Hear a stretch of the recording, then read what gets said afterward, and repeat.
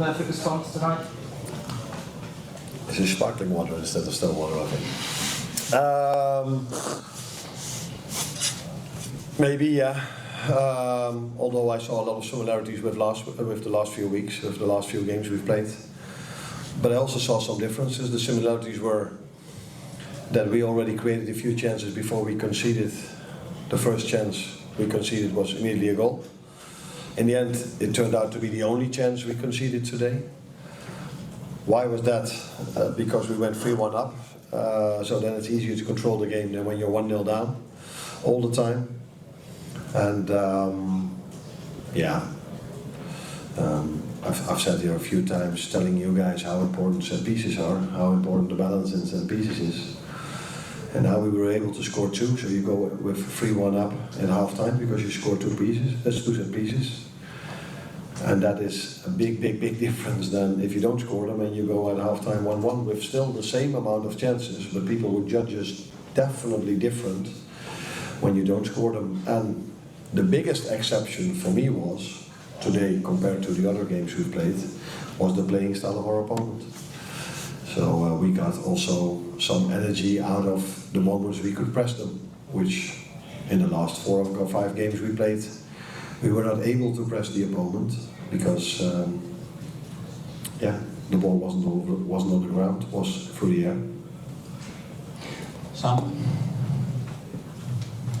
In the air, not through the air, in the air. Arne, you made some big decisions in your selection, so leaving out Salah is always going to be something that people take note of. And also the performance of Ekitike, he looked superb tonight. Yeah, the first goal he scored was special. You can see his pace in a moment like that. These were also moments we were hoping for. Like I said before the game, we were able the last few weeks to create many chances, but unfortunately not always able to score them. And today with Alex and Hugo, I brought 2 players on the pitch who are usually able to score goals. Alex was a few times close, but had to go off at half time, and that's not something you ask, but that's the difficult balance we were having with him. So when he came, he hardly had trained, so you bring him step by step forward. And then you feel like, there must be a moment where he can play twice a week. And the first time we try, he did this in Sweden as well, but the first time we try, he has to go off. And let's hope that it's not that bad, but he has to go off because he felt his groin. So many people probably wanted me to play him more, and we had to find the balance. And unfortunately today, that balance didn't work out for us perfectly. But let's hope for the best. Both of them did what I was hoping for, making runs in behind, making sure you're a big threat, and both of them did well. This is John Jackson from Tanzania. I have 2 questions. One is, how do you see Liverpool position on winning the EPL? And the second question is about one of your players, Mo Salah, is in a competition of winning the African Cup awards behind the name like Osimhen and Hakimi. Do you wish him to win the award? Behind of these names like Osimhen, Hakimi, regarding Hakimi had a good season, winning Champions League. Oh yeah, that's definitely true. Yeah. So, how do you see it? I completely agree with you. Hakimi had a great season, but I don't think. But people who are in the room know this better than me. Is there ever been a player that scored so many golden assists in the Premier League? No, No, not. So that's probably more than special. But it's up to other people to decide who should win. But if you want to have my vote, I would vote on Mo Salah. But Africa has a lot of good players, where Hakimi and Mo are 2 of them, and Osimhen, like you just said, as well. But I would give it to Mo if I had to vote. How do you see the position of Liverpool winning the EPL this season? That was my second question. Now we are mainly focused on the short term at the moment. By the way, we are always focused on the short term, on the next game, and we know we have the quality and the team that can compete. Although it's not really helpful that with Alisson being out, with Giovanni Leoni being out, I expect Jeremy Frimpong definitely to be out now for a few weeks. Expect, not sure, but expect. And let's wait and see how it is with Alex. And although people like to talk about us thinking that we have 25 to 30 first team players, when we play 11v11 on the training session, we almost always need 1 or 2 players from the under 21. So that is something I'm aware of. We have a lot of games to be played, but we have a very good team, like our competitors. But we are focused now on winning the next Premier League game, because we've lost the last 3. No. Is that still?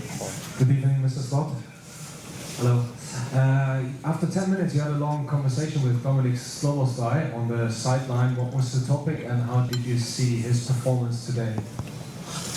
The topic was that my team and myself watch 3, 4, 5, 6, 7, 8 games of the opponent, and not once they've played like this. So we were expecting a 4-3-3, maybe with a winger in the 9 press. We were expecting a 4-4-2. We were even expecting a 5-3-2, but we weren't expecting a 5-2-3.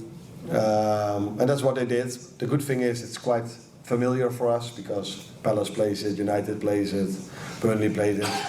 So I had to adjust a little bit how we wanted to press, and so that was what the conversation is about. Dominic again had a good performance.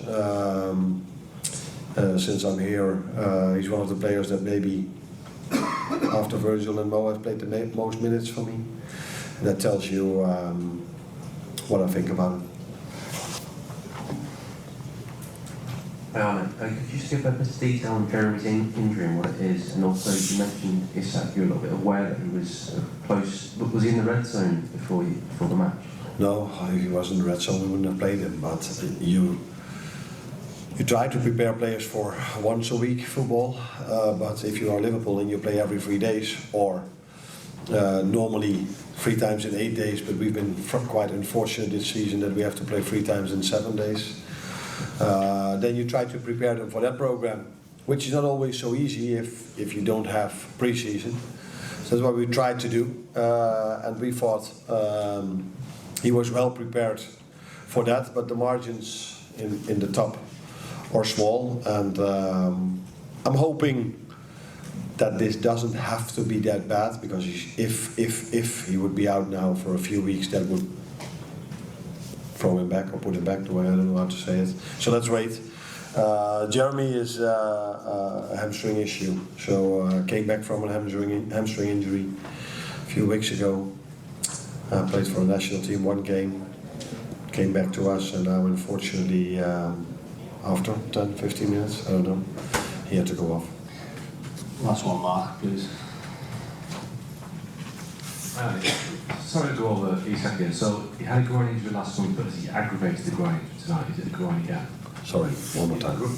So Alexander Isak, Yeah. he said he had a groin problem last month after coming back from international. Last month? So after, Did I say that?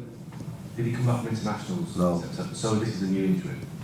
So he groin tonight. Yeah, he did not come back with an injury. No, I said that he missed out pre-season and didn't train for a long time with the team, so he came at the 1st of September, so we had to bring him towards once a week, and now we try to bring him to twice a week, which he did for the national team. But he was perfectly fit when he came back from the national team, and he was perfectly fit before the United game. And we were expecting him to be ready to play again today, which he did, but he felt his groin indeed a little bit. Yes. So obviously he's missed pre-season. Is it possible for a player to catch up? If he's missed the whole pre-season, how long will it take? Could it take weeks, months to get him fully fit to where he needs to be? I don't think there's a rule that every single player has the same, but it also depends on what did he do when he didn't train with the team. What is the impact if you go to a new club as a big signing, so you cannot compare maybe a player that hasn't trained or played in pre-season at a smaller club than if you go to Liverpool. So there are many factors that you have to take into account, and there's not one thing if it's possible or not. I think we did exactly what was needed. We were really careful of him. Swedish national team in the first time as well, and they played him twice last time, which he could do, so not criticizing at all the Swedish national team, because we actually told them that he's ready to play twice. So it's a thin balance if you missed out on pre-season, and some march through it, and some unfortunately get injured again. Cheers. Thanks, guys. Thank you.